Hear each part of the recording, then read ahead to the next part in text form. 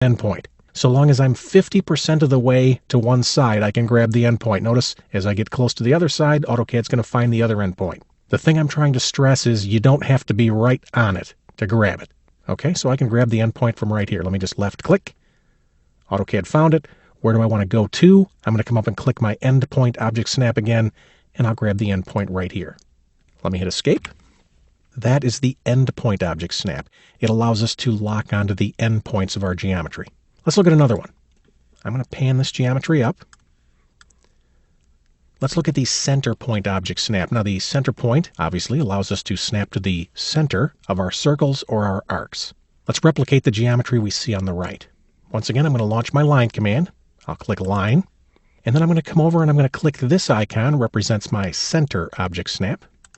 Once again, if we look at the command line, AutoCAD's saying center of.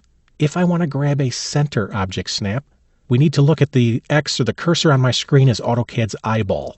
As I move the cursor on top of my geometry, notice as soon as the eyeball hits the arc, AutoCAD finds the center.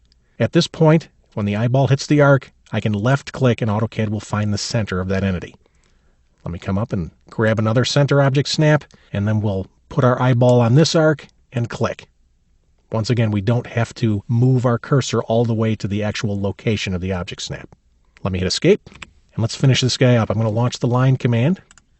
Where do I want to start? I want to start from the center of here, and I want to go to the center of here, and I want to go to the center of here. All right, let me hit escape to finish. That is the center point object.